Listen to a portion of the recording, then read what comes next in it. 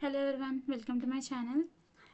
In previous video, we discussed about evolution of C, that means history of C, and what is programming, why should we learn programming, and ఇలాగా మనం చాలా నేర్చుకున్నాం previous వీడియోలో. అసలు C programming అంటే ఏంటి, అసలు ప్రోగ్రామింగ్ ఎందుకు రాస్తారు, అండ్ హిస్టరీ, అసలు సి అనేది ఎలా ఎవాల్వ్ అయింది అండ్ ఎవరు కనిపెట్టారు అండ్ ఏ టైంలో కనిపెట్టారు, సి కన్నా ముందర ఏమేమి వచ్చినాయి, అసలు సి అనేది ఎందుకు కనిపెట్టారు, లైక్ ఆపరేటింగ్ సిస్టమ్ని కనిపెట్టడానికి, సో డెవలప్ చేయడానికి సి ప్రోగ్రామింగ్ అనేది క్రియేట్ చేశారు. సో ఇదంతా మీరు ప్రీవియస్ వీడియోలో అర్థమయ్యేలా ఉంటుంది. సో ఇప్పుడు ఈ వీడియో అనేది సి ప్రోగ్రామ్ అన్నమాట. అసలు సి ప్రోగ్రామ్ ఎలా ఉంటుంది అండ్ ఈ స్ట్రక్చర్లో, ఈ మొత్తం స్ట్రక్చర్లో ఈచ్ పార్ట్ అనేది గురించి మీరు డీటెయిల్గా తెలుసుకుంటారు ఈ వీడియోలో. అండ్ ఇది చాలా ఇంపార్టెంట్ తెలుసుకోవడం అనేది. అంటే ఎందుకు రాస్తున్నాము అనేది తెలుసుకోవాలి, లేకపోతే అసలు ప్రోగ్రామ్ అనేది ఇలా రాసుకుంటే వెళ్ళిపోతే ఎలాగ అర్థమైద్ది. అండ్ ఖచ్చితంగా ఈ వైవాలో గట్ట or like in job purposes interviews ఖచ్చితంగా అడుగుతారు. stdio.h అంటే ఏంటి, అసలు ఎందుకు హ్యాష్ ఇంక్లూడ్ రాశారు, అండ్ ఈ ఇంట్ మెయిన్ అంటే ఏంటి, కామెంట్స్ దేనికి రాస్తున్నారు, అండ్ ప్రింటర్ స్టేట్మెంట్స్ అంటే ఏంటి, అసలు ఎందుకు రాస్తున్నారు అనేది చాలా అంటే చాలా important guys. So first of all మనం ఈ వీడియోలోకి వెళ్ళిపోదాం అండ్ ఈచ్ పార్ట్ డీటెయిల్గా అర్థం చేసుకుందాం. అంటే డీటెయిల్గా అంటే ఇలా హెడర్ ఫైల్ ఉంటుంది అని చెప్తాను, కానీ హెడర్ ఫైల్స్లో మొత్తం డీటెయిల్గా లైబ్రరీస్ గురించి మొత్తం అంతా మనం తెలుసుకోమంటే తెలుసుకుంటాం నెక్స్ట్ వీడియోస్లో, కానీ అసలు ఏంటి ఈచ్ పార్ట్ డీటెయిల్గా ఎక్స్ప్లెయిన్ చేసుకుంటాం అన్నమాట ఈ వీడియోలో. చాలా ఇంపార్టెంట్ వీడియో ఇది, చాలా మందికి యూస్ఫుల్ అయ్యిద్ది. అండ్ మీరు కంప్లీట్గా వీడియో చూస్తారని నేను అనుకుంటున్నాను, చాలా హెల్ప్ఫుల్ అన్నమాట మీకు. So coming to the video, first మన ప్రోగ్రామ్ వచ్చేసి ఇది hello world hello world program రాశాను అనమాట. ఫస్ట్ ప్రోగ్రామ్ హెలో వరల్డ్ ఉంటుంది. ఫస్ట్ హ్యాష్ ఇంక్లూడ్ stdio.h అంటే ఏంటంటే it is like header file, దీన్ని హెడర్ ఫైల్ అంటారు. stdio.h అంటే ఏంటంటే స్టాండర్డ్ ఇన్పుట్ అవుట్పుట్ లైబ్రరీ, అంటే దీన్ని హెడర్ ఫైల్ అంటారు. stdio.h అంటే లైబ్రరీస్, మనం లైబ్రరీని ఇంక్లూడ్ చేసుకుంటున్నాం అన్నమాట.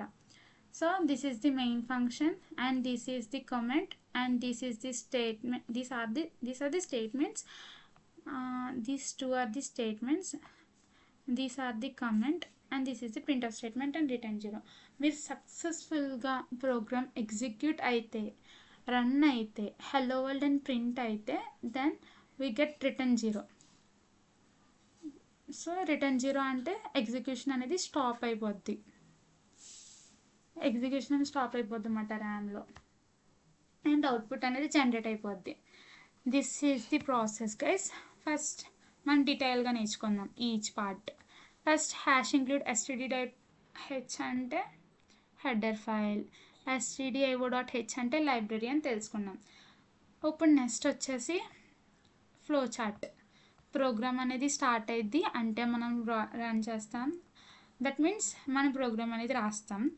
అండ్ నెక్స్ట్ ప్రోగ్రామ్ అనేది కంపైలర్ ఎలా కంపైల్ చేస్తా అంటే ఫస్ట్ మెయిన్ ఉందా అని చూసుకుంటుంది, మెయిన్లో ఉన్న మాత్రమే ఎగ్జిక్యూట్ చేస్తుంది అన్నమాట, రన్ చేస్తుంది అన్నమాట. మెయిన్ లేకపోతే అసలు కోడ్ అనేది రన్నే కాదు. అండ్ ప్రింట్ఎఫ్ అనేది ప్రింట్ చేయడానికి, అవుట్పుట్లో డిస్ప్లే చేయడానికి హెలో వరల్డ్ అని డిస్ప్లే చేస్తుంది ఈ కోడ్.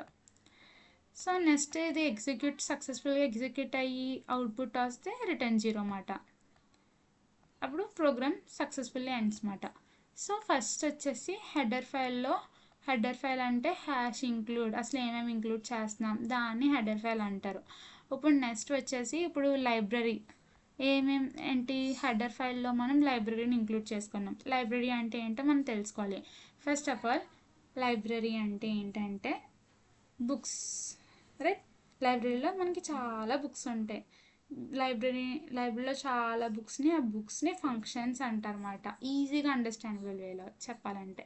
లేదంటే ఫర్ సపోజ్ ఇప్పుడు లైబ్రరీలో stdio.h అనే లైబ్రరీ యూజ్ చేసాం కదా, ఇందులో ఫంక్షన్స్ అనేవి ప్రింట్ఎఫ్, స్కాన్ఎఫ్ ఇలాంటివి ఉంటాయి. ఇలాంటి ఫంక్షన్స్ ఉంటాయి అన్నమాట. అంటే ఆల్రెడీ ప్రింట్ఎఫ్ అనే దానికి ఒక కోడ్ ఉంటుంది, ఈ ఫంక్షన్కి ఒక కోడ్ ఉంటుంది. ఆ కోడ్ అంతా మళ్ళీ మన ప్రోగ్రాంలో రాయడంలో టైం టేకెన్ అండ్ కోడ్ అనేది లాస్ అయిపోతుంది. సో ఈజీ వేలో చేయడానికి ఆల్రెడీ ప్రీబిల్ట్గా ఆల్రెడీ వాళ్ళకి కోడ్ ఉంటుంది, ప్రీ డిఫైన్డ్ కోడ్ ఉంటుంది, ఆల్రెడీ కోడ్ రాస్తారు అనమాట.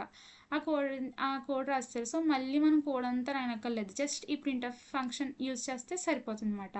జస్ట్ డిస్ప్లే చేయడానికి సెంటెన్సెస్ అనేవి అవుట్పుట్లో డిస్ప్లే చేయడానికి జస్ట్ ప్రింట్ఎఫ్ ఫంక్షన్ యూజ్ చేస్తే సరిపోద్ది. ఈ ప్రింట్ఎఫ్ ఫంక్షన్ ఎలా యూజ్ చేస్తాం, మనం లైబ్రరీని ఇంక్లూడ్ చేసుకున్నాం కాబట్టే ఈ ప్రింట్ఎఫ్ స్టేట్మెంట్ యూజ్ చేసుకోగలుగుతున్నాం. ఈ stdio.h అనే లైబ్రరీ మనం యూజ్ చేసుకోలేదనుకో, అలా హ్యాష్ ఇంక్లూడ్ అని చేయలేదనుకో, అసలు కోడ్ అసలు ప్రోగ్రామ్ అనేది లైక్ కంపైలర్కి అసలు తెలీదు అసలు ఏంటి ప్రింట్ఎఫ్ అంటే, అసలు ఏం అవుట్పుట్ ఇవ్వాలో కూడా దానికి తెలీదు. జస్ట్ రన్ అయ్యిద్ది కానీ ఎర్రర్ వచ్చేస్తుంది. సో నెక్స్ట్ వచ్చేసి ఎవ్రీడే అంటే ఏంటో తెలుసుకున్నారు కదా. ఆల్రెడీ చాలా ఫంక్షన్స్ ఉంటాయి, ప్రీ రిటర్న్ ఫంక్షన్స్ ఉంటాయి అని అర్థం. ఫంక్షన్ అంటే ఏంటి, ఏ బ్లాక్ ఆఫ్ కోడ్ అంటే దట్ పర్ఫార్మ్స్ ఈ స్పెసిఫిక్ టాస్క్, రైట్. అంటే ప్రింట్ఎఫ్ అనేది ఓన్లీ డిస్ప్లే చేస్తుంది స్టేట్మెంట్ని అవుట్పుట్లో.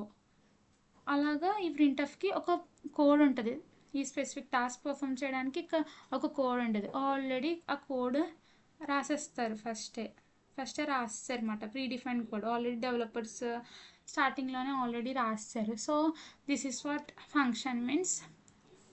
ప్రింట్ఎఫ్ అనేది ఒక ఫంక్షన్, స్కాన్ఎఫ్ అనేది ఒక ఫంక్షన్. ఈ ఫంక్షన్స్ అనేవి లైబ్రరీలో స్టోర్ అవుతాయి అన్నమాట, లైబ్రరీలో ఉంటాయి ఫంక్షన్స్ అనేవి. ఈ ఫంక్షన్ యూజ్ చేసుకోవాలంటే లైబ్రరీని ఖచ్చితంగా ఇంక్లూడ్ చేసుకోవాలి. సో ఈజీ వేగా అండర్స్టాండ్ చేసుకోవడానికి ఇది ఒక example. Box of tools box ఉంటాయి, అందులో స్క్రూ డ్రైవర్, హ్యామర్ ఇలాంటి చాలా ఉంటాయి కదా. స్క్రూ డ్రైవర్, హ్యామర్ అలాంటివన్నీ ఫంక్షన్స్ అంటారు. ఈ టూల్ బాక్స్ని లైబ్రరీ అంటారు. This is the example guys. Like stdio.h అనేది ఒక టూల్ బాక్స్ అనుకున్నారు, ప్రింట్ఎఫ్, స్కాన్ఎఫ్ అనేవి ఒక హ్యామర్, ఒక స్క్రూ డ్రైవర్గా చూసుకున్నారన్నమాట. So guys coming to header file అన్నా లైబ్రరీ అన్నా ఒకటి కాదు. అంటే హెడర్ ఫైల్ అంటే జస్ట్ ఇంక్లూడ్ చేసుకున్నారు లైబ్రరీని అని అంటారు కదా, అంటే లైబ్రరీ అన్నా హెడర్ ఫైల్ అన్నా ఒకటి కాదు. హెడర్ ఫైల్ అంటే హ్యాష్ ఇంక్లూడ్, ఒక లైబ్రరీ ఫంక్షన్ని ఇంక్లూడ్ చేసుకున్నాం, ఫస్ట్ హ్యాష్తో స్టార్ట్ చేసాం, దీన్ని హెడర్ ఫైల్ అంటారు. లైక్ డిఫైన్ కూడా ఉంటుంది, హ్యాష్ ఇంక్లూడ్, హ్యాష్ డిఫైన్ కూడా ఉంటాయి, దీన్ని హెడర్ ఫైల్ అంటారు. ఈ హెడర్ ఫైల్ లేకపోతే అసలు ఆ లోన యూజ్ చేసుకున్న ఫంక్షన్స్కి వాల్యూ లేదు, అసలు కనీసం రన్నే కావు అసలు. So this is why header file uses. And ఇప్పుడు ఫస్ట్ హెడర్ ఫైల్ అంటే ఏంటో తెలుసుకున్నారు, లైబ్రరీ అంటే ఏంటో తెలుసుకున్నారు, అండ్ ఫంక్షన్ అంటే ఏంటో తెలుసుకున్నారు. మీకు డీటెయిల్గా ఇంకా కావాలంటే అంటే ఏంటి అంటే సింపుల్ ఎగ్జాంపుల్ వచ్చేసి, మనం రెస్టారెంట్లో మెనూ కార్డ్ చూసుకుంటాం చూడు, మెనూ కార్డ్, దాన్ని హెడర్ ఫైల్ అంటారు. ఆ మెనూ కార్డ్లో మనం ఒక డిష్ని సెలెక్ట్ చేసుకుంటాం, లైక్ చికెనా, మటనా, లైక్ ప్రాన్సా ఆర్ ఎనీథింగ్. దాన్ని వీటిని ఏమంటారంటే లైబ్రరీస్ అంటారు. సో అలా ఎగ్జాంపుల్ మాట చూడండి. హెడర్ ఫైల్ ఇప్పుడు చాలా చికెన్, మటన్ అన్నాను కదా, అలాగా stdio.h, string.h, math.h, stdio.lib.h ఇవన్నీ లైబ్రరీస్. ఇందులో ప్రింట్ఎఫ్, స్కాన్ఎఫ్స్ ఉంటాయి. ఇందులో స్ట్రింగ్ లెంత్, స్ట్రింగ్ కాపీ అంటే manipulation of strings, upper case, lower case అలా చాలా ఉంటాయి. నెక్స్ట్ వీడియోస్లో మీరు ఖచ్చితంగా తెలుసుకుంటారు వీటి గురించి, ఈచ్ లైబ్రరీ గురించి. అండ్ math.h అంటే పై యూజ్ చేయడం, పవర్ a² b² అలా, స్క్వేర్ రూట్ k అలా. సో అలా అన్నమాట. ఒక్కొక్క లైబ్రరీకి కొన్ని ఫంక్షన్స్ ఉంటాయి, కొన్ని. సో పర్పస్ మాట ఇది. So header files, other header files చూసాం కదా. So these are the libraries guys. And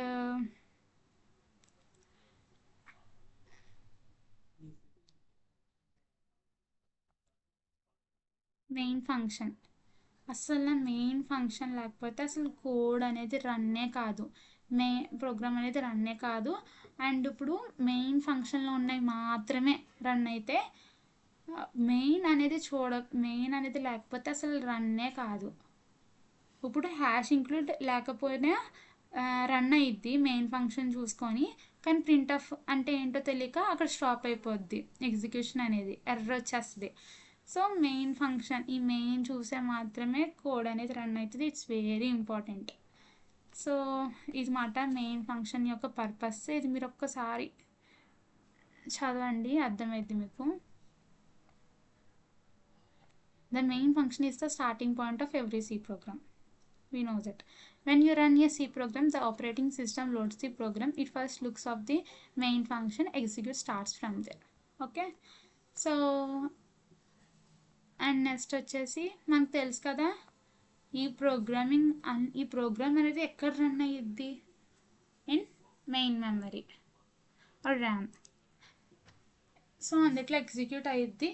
and execute అవ్వగానే అవుట్పుట్ వచ్చేసాక అది మళ్ళీ మెమరీ అనేది ఫ్రీడ్ అవుతుంది. అంటే ఫ్రీ అవ్వడం, ఆ స్పేస్ అనేది వేరే ప్రోగ్రామ్కి ఇస్తుంది. ఆ ప్రోగ్రామ్ ఎగ్జిక్యూట్ అయ్యిద్ది అండ్ దెన్ అక్కడ అవుట్పుట్ ఇస్తుంది. సో అలా మాట మెయిన్ మెమరీలో సర్టెన్ కొంచెం టైం, ప్రతి ప్రోగ్రామ్కి కొంచెం టైం అనేది ఇస్తుంది. This is what main function this is what RAM does. So అదే కోడ్ ఎగ్జిక్యూట్ అవ్వడానికి మెయిన్ ఫంక్షన్ యూజ్ చేస్తున్నాం అని అన్నారు. కోడ్ ఎక్కడ ఎగ్జిక్యూట్ అవుతుంది అంటే CPU, that means in main memory. సిపియులో మెయిన్ మెమరీ, సెకండరీ మెమరీ ఉంటుంది. సెకండరీ మెమరీలో డేటా అనేది స్టోర్ అయితే మెయిన్ మెమరీలో ప్రోగ్రామ్స్ అనేవి రన్ అవుతాయి. సో నెక్స్ట్ వచ్చేసి కామెంట్స్ అంటే ఏంటి?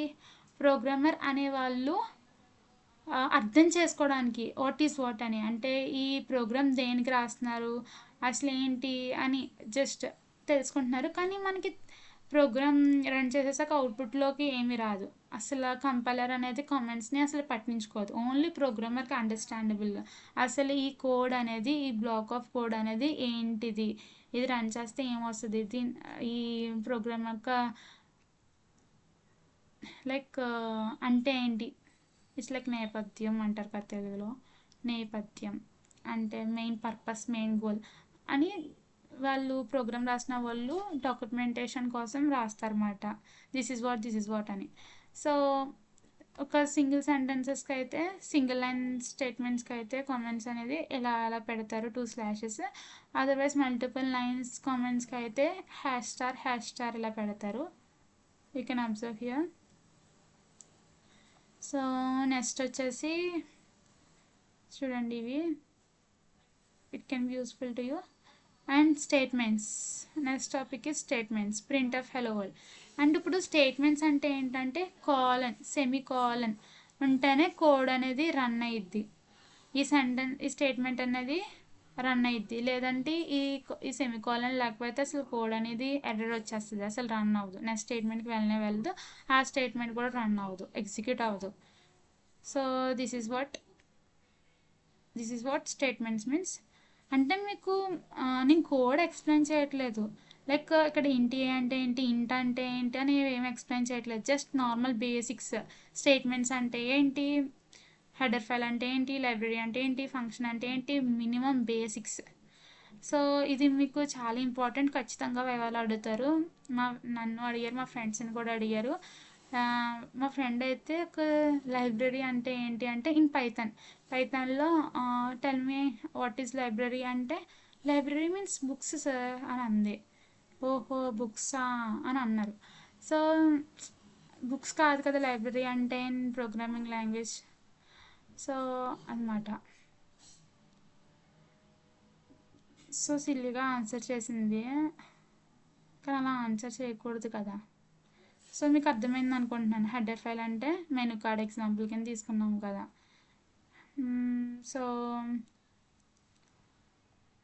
లైబ్రరీ అంటే ఏంటో తెలుసు, ఫంక్షన్ అంటే ఏంటో తెలుసు, హెడర్ ఫైల్ అంటే ఏంటో తెలుసు. You can read that definitions. సరే, డెఫినేషన్స్ నేర్చుకుంటే మీకు యూస్ఫుల్గా ఉంటుంది. ఇంకో చూడండి, ఇప్పుడు ప్రోగ్రామింగ్కి వచ్చేసారు. నెక్స్ట్ వచ్చేసి execution, how the code executes, how the C program executes అనేది చాలా అంటే చాలా ఇంపార్టెంట్. ఖచ్చితంగా అడుగుతారు. అంటే ఖచ్చితంగా అడుగుతారు అడగరు, ఇట్స్ సెకండరీ అని మీరు తెలుసుకోవాలి అసలు సి ప్రోగ్రామ్ అనేది ఎలా ఎగ్జిక్యూట్స్ అవుతుంది అని. ఫస్ట్ మనం సి ప్రోగ్రామ్ రాస్తామా, రాసాక .cలో మనం సేవ్ చేసుకుంటాం ఫైల్ని. సో ఆ సేవ్ చేసుకున్నాక సోర్స్ కోడ్ని ప్రీ ప్రాసెసర్ ఫస్ట్ కంపైల్ నొక్కగానే ఫస్ట్ ప్రీ ప్రాసెసర్కి వెళ్తుంది అనమాట. ప్రీ ప్రాసెసర్ ఏం చేస్తుంది అంటే హ్యాష్తో స్టార్ట్ అయిన ఏమేమి హ్యాష్ ఇంక్లూడ్ చేసుకున్నామో హెడర్ ఫైల్స్ అంటారు కదా, హెడర్ ఫైల్స్లో మనం ఏం లైబ్రరీని ఇంక్లూడ్ చేసుకున్నామో అందులో మొత్తం కంటెంట్స్ అన్నిటిని ఇంక్లూడ్ చేసుకుంటుంది. లైక్ stdio.hలో ఏమేమి ఉంటాయి, లైక్ ప్రింటర్ స్కాన్ఎఫ్ అలా చాలా ఉంటాయి కదా, సో అవన్నిటిని ఇంక్లూడ్ చేసుకుంటుంది అన్నమాట కంటెంట్స్ అన్నీ. సో మనం కంపైల్ చేసుకున్నాక ప్రోగ్రాంలో ప్రింటర్ స్కాన్ఎఫ్ అంటే ఎర్ర రాకుండా ఉండడానికి సో ఫస్ట్ ప్రీ ప్రాసెసర్ ఏమేమి ఉన్నాయో చూసుకుంటుంది, ఇంక్లూడ్ చేసుకుంటుంది. అండ్ నెక్స్ట్ కంపైలర్కి వెళ్తుంది. కంపైలర్ ఏం చేస్తుంది, సింటాక్స్ ఎర్రర్స్ ఏమన్నా వస్తే అంటే సెమికోలన్ ఏమన్నా లేకపోతే బ్రాకెట్స్ సరిగ్గా పెట్టకుండా ఉంటే అలా ఎర్రర్ వచ్చేస్తుంది కదా. ఎర్రర్ వచ్చేసాక అసలు కోడ్ రన్ అవుద్ది, మనం మళ్ళీ డీబగ్ చేసుకోవాలి. అంటే మళ్ళీ బాగా కోడ్ రాసుకొని ఏమేమి ఎర్రర్స్ ఉన్నాయో చూసుకొని మళ్ళీ కంపైల్ చేసుకోవాలి. అండ్ ఇఫ్ అదర్వైజ్ ఒకవేళ సింటాక్స్ ఎర్రర్స్ ఏం లేకుండా కోడ్ ఎగ్జిక్యూట్ అయిపోతే సక్సెస్ఫుల్గా రిటర్న్ 0 చేసేస్తే అప్పుడు మనం అసెంబ్లీ లాంగ్వేజ్లోకి కన్వర్ట్ చేస్తుంది అనమాట సి కోడ్ అనేది. ఎందుకంటే కంప్యూటర్స్కి ఓన్లీ మెషిన్ కోడే తెలుసు, లైక్ 0 and 1 మాత్రమే తెలుసు. సో ఫస్ట్ కంపైలర్ అనేది మన హై లెవెల్ లాంగ్వేజ్ని అసెంబ్లీ లాంగ్వేజ్లోకి కన్వర్ట్ చేస్తుంది. సి కోడ్ అనేది మీకు తెలిసిందే, int a = 5 ఇలా ఉంటుంది కదా. సి కోడ్ అనేది అసెంబ్లీ లాంగ్వేజ్ అంటే ఇలా ఉంటుంది అనమాట, move a, 5 అలా. ఈ అసెంబ్లీ లాంగ్వేజ్ అనేది మీరు ఎక్కడెక్కడ నేర్చుకుంటారంటే DLEలో నేర్చుకుంటారు, అండ్ కంప్యూటర్ ఆర్గనైజేషన్లో నేర్చుకుంటారు, అండ్ TOC ఇలా చాలా సబ్జెక్ట్స్లో ఉంటుంది ఈ అసెంబ్లీ లాంగ్వేజ్ గురించి. అండ్ మీరు జస్ట్ బేసిక్ నేర్చుకుంటున్నారు. ఫస్ట్ ఈ కోడ్ ఉంది కదా, ఈ సి కోడ్ని అసెంబ్లీ లాంగ్వేజ్లోకి ఎలా కన్వర్ట్ చేస్తుందో కంపైలర్ చూద్దాం. ఇప్పుడు ఫస్ట్ int a = 5 అని ఉంది, అంటే ఏ అనే వేరియబుల్ని డిక్లేర్ చేసుకుంది. వీటిని వేరియబుల్స్ అంటారు. ఇంట్ అనే దాన్ని డేటా టైప్ అంటారు. ఇంట్ అంటే ఇంటీజర్ అని అర్థం. సో a = 5 ఇంట్ అనే డేటా టైప్లో అంటే ఏ అనేది డిక్లేర్ చేసుకున్నారు. ఏ అనేది ఒక ఇంటీజర్ వాల్యూ అని, అలాగా 5 అనే వాల్యూ ఇచ్చుకున్నారు సి కోడ్లో. సో ఫస్ట్ సెంటెన్స్ వచ్చేసి move a, 5 అంటే ఏ వాల్యూలో 5 పెట్టాలి అని అర్థం. move b, 10 ఇంట్ బిలో 10 పెట్టారు కాబట్టి move b, 10. అండ్ తర్వాత int c = a + b, సిలో a + b, 5 + 10 15. So C value 15 కదా. అసెంబ్లీ లాంగ్వేజ్లో మనం int c = అని ఎలా ఉండదు, ఎలాగ ఉంటుంది జస్ట్ కామాస్ ఇలా లోడింగ్ రీడింగ్ ఇలాగే ఉంటాయి, మూవ్ యాడ్ అలాగే ఉంటుంది. మనం ఇలా డైరెక్ట్గా రాసుకోగలం. అందుకే ఇలాగ చిన్ని ప్రోగ్రామ్స్కి అయితే ఈజీ, బట్ పెద్ద ప్రోగ్రామ్స్కి అయితే ఇలాగ ఒక దాంట్లో అలాగ కష్టమైపోద్ది అండ్ కాంట్ అండర్స్టాండ్ అనే ఇలా సి లాంగ్వేజ్ అనేది మన డెన్నీ రెచ్చి గారు కనిపెట్టారని మనం చెప్పుకున్నాం లాస్ట్ వీడియోలో. ఇప్పుడు వచ్చేసి యాడ్ a, b అంటే ఏ అనే వాల్యూలో a + b అనేది స్టోర్ అయ్యింది అనమాట. యాడ్ a, b అంటే a + b యాడ్ చేస్తాము. 5 + 10 15. ఫస్ట్ దాంట్లో ఏ అని ఉంది కదా, సో ఏలో స్టోర్ అయ్యిద్ది అనమాట. చూడు, ఏలో 5 స్టోర్ అయ్యిద్ది, బిలో 10 స్టోర్ అయ్యిద్ది, ఏలో a + b స్టోర్ అయ్యిద్ది, తర్వాత సిలో ఏ స్టోర్ అయ్యిద్ది, ఏ వాల్యూ ఏమైంది 15 అయింది. So C వాల్యూలో 15. సో ఇది మాట దీని అర్థం. move a, b అంటే లోడ్ 5 into రిజిస్టర్ అనుకోవచ్చు, or else in memory. So next వచ్చేసి అసెంబ్లర్.